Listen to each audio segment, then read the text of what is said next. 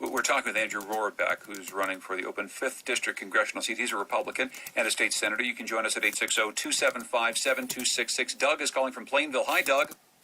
Good morning, John. Good morning, Senator. Good morning.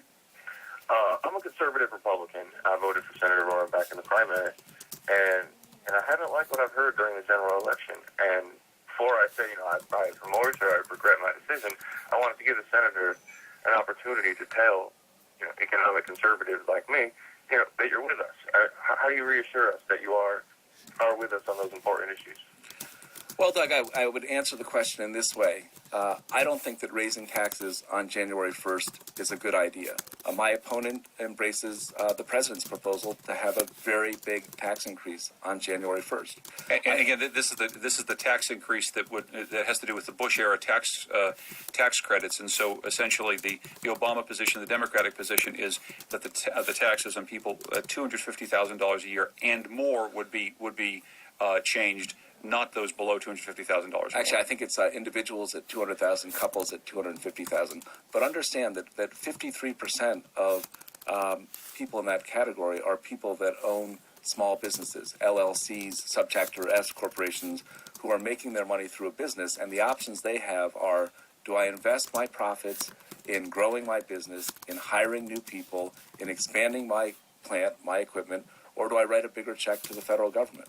So, Doug, I would say there's one area where my opponent and I disagree. We also disagree about whether or not the Keystone Pipeline would be a good thing for our country. My opponent says she's against it, even though she's raised $20,000 from the law firm that's representing the Keystone Pipeline in Washington. And I think that if we're going to have economic recovery and energy security, we need to take advantage of North American sources of supply. The third area where we disagree is on the healthcare plan. As I've said, there are elements of the healthcare plan that I think are desirable, but there are other elements of it that I think are going to have a real detrimental impact on us. Well, what are your concerns? Because I'm sure you do have some concerns about the source of the oil that's coming from this pipeline, from the tar sands in Canada, the potential for environmental problems north of us. I'm wondering, as you've looked into this issue, how is that you've determined that this is indeed something that's going to work for America, that getting this fuel in this way is the right thing to do? Well, the question isn't whether or not this energy is going to be tapped. The energy will be tapped. The only question that's before us is where the energy will go. This is a $7 billion project that will put thousands of people to work, and that will put this country in a place where it can lessen its dependency on foreign sources of oil. The pipeline's either going to come south to Texas or go west to Vancouver. And I think that I was against it when it was going to go over the largest aquifer in the Midwest. But now it's been rerouted to avoid the aquifer. And at the end of the day, if we don't have energy security, if we don't have the peace of mind that we can sustain our appetite for energy, which is fueling our economic recovery, we're going to be more and more reliant on the Middle East. And I don't think that's a good thing. Now, I'm a conservative, and the first part of conservative is conserve.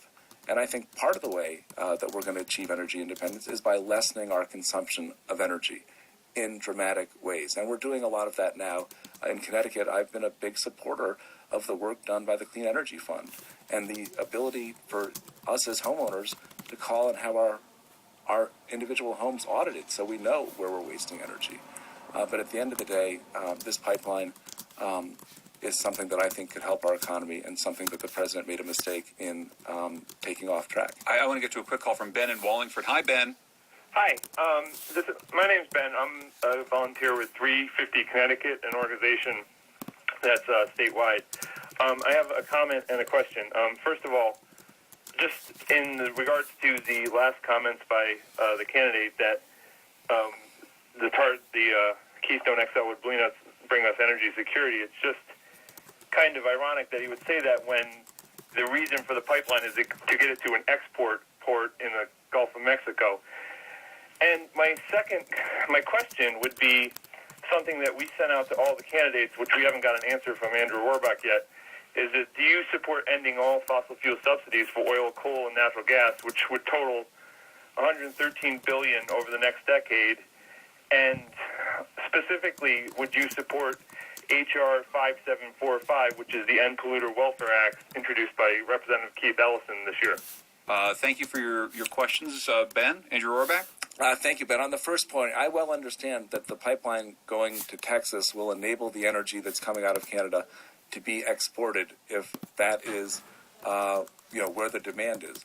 But I also understand that having that supply end up in the United States of America is something that all of us should take some comfort from, because none of us know, with world events swirling around about us as they are, I think we could all take some comfort from knowing that 500,000 barrels of oil a day are flowing through this country and available to meet our needs in the case of an emergency. With respect to oil company subsidies and the like, my view is that rather than raising taxes kind of in an impulsive way, the entire tax code needs to be reformed. And the same approach that I take to solving Social Security and Medicare, that you ought to put people in a room who are willing to find common ground, that have the courage to be independent, we ought to look at every tax loophole and determine whether or not it's continuing to serve whatever purpose it may have had when it was adopted. Is it continuing to serve its intended purpose? But if you're in that room, if you're one of the people chosen to be in that room, you've got to, in order to bang that out, you've got to have some sort of a position. So the question is, do you support subsidies for fossil fuel companies? No, I think what I need to have, John, is information. Because before making any decision, I think everyone in that room needs to gather all of the relevant information. Now, I think that obviously oil companies appear to be doing well, and they do. If taxpayers are subsidizing them, we need to look at the ways in which they may be subsidizing them, and does it make sense? So I don't. What I think all of us have an obligation to do in every case is to gather all information and to give everyone an opportunity to tell their side of the story, and then make a decision. And I certainly think that if taxpayers are underwriting profitable corporations, that's not something that we can afford to do any longer, because of the nature of the deficits that we're facing. We're talking with Andrew Rohrabach. If you want to join us, 860-275-7266. He's a Republican. He's running for